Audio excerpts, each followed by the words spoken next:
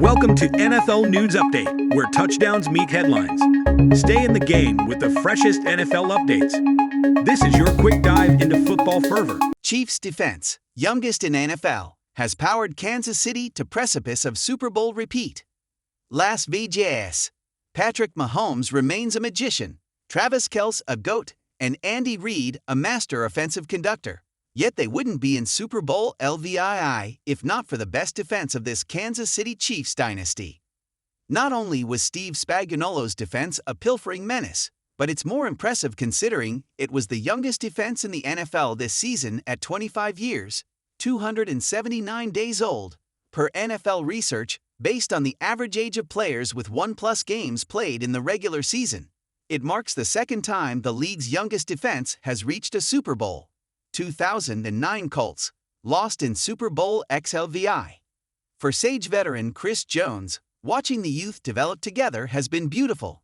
I just more so think it's guys growing and maturing, Jones said of the defense's evolution. You know, we've got a lot of young guys who we've asked to play a lot of reps this year. Like a guy like Trent McDuffie, his progression from year 1 to year 2 is astronomical. A guy like L'Jarius Sneed, you watch his base of work for his 4 years since he's been here. It's been extremely proud of those guys. Jones is the only Chiefs defensive starter from Super Bowl IV, when KC beat the 49ers, who is still on the team's active roster for the rematch. In 4 seasons, the entire defense has been essentially remade. I would tell you age was some of the factor in this world of the NFL and free agency. Things change, Coach Andy Reid said of the turnover. General Manager Brett Veach has done a nice job of bringing an influx of young guys into the program. Those young guys, a bunch of them, were in that secondary, and they've gotten better here with time. So we took some bumps and bruises early last year, but they've gotten better. They got better toward the end of last year, and then they just picked up on it and have done a nice job working under this year. I would tell you that the job Brett does, between free agency and the draft, is second to none. He does a great job with all that. Please enable JavaScript to view this content. The Chiefs started 3 rookies in last year's Super Bowl. They leaned into the youth movement even more in 2023, seeing the likes of Frank Clark, Carlos Dunlap, Juwan Thornhill, and Kalen Saunders leave in the offseason. When you look at where our defense was last year to this year, we kind of had bigger names on defense last year than we had this year, Jones noted. But this defense outperformed last year's defense and showed that type of progression. What Spags was able to do with these young guys was remarkable. Every Chiefs defender paid homage to Spagnuolo. Multiple called the DC a father figure, praising his preparation, acumen and trust in the young players to execute his system. I think with Spags, it all starts about how much he cares about the guys. Defensive end George Karlaftis said, "We can see that he truly cares about us. He loves us. He's like a father figure, if you will. It starts with that. He's a man that instills faith in our defense, just trusting in one another, and everything goes from there.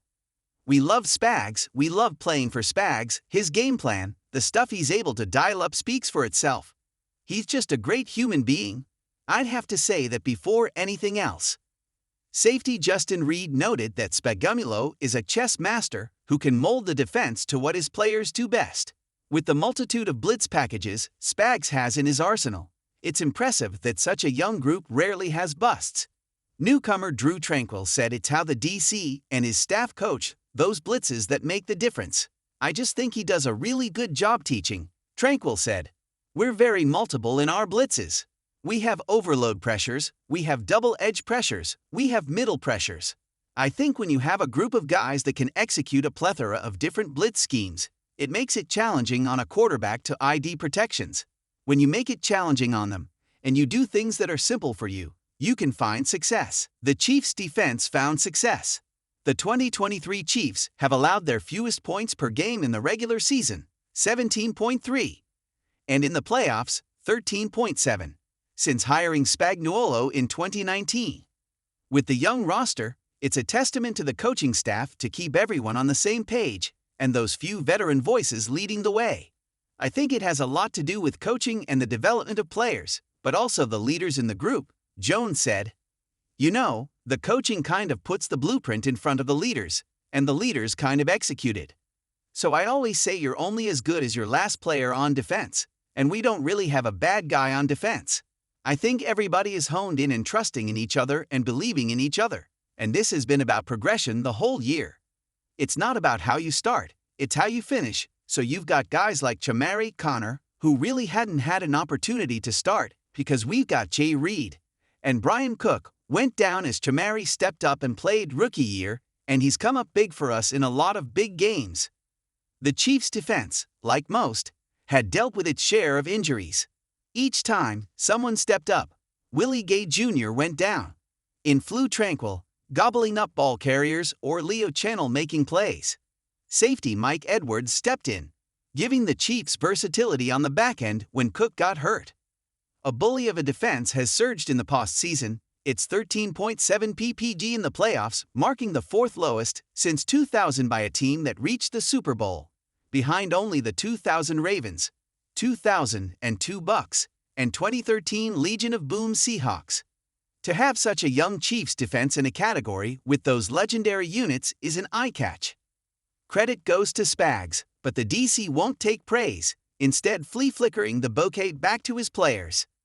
This is a group of smart, passionate guys that love playing together, and that's a good recipe for playing good defense, he said. Casey's defense kept the club afloat when the offense meandered through the season. Entering Sunday, the Chiefs allowed more than 21 points twice all year, including playoffs. They never gave up more than 24 in any game all season.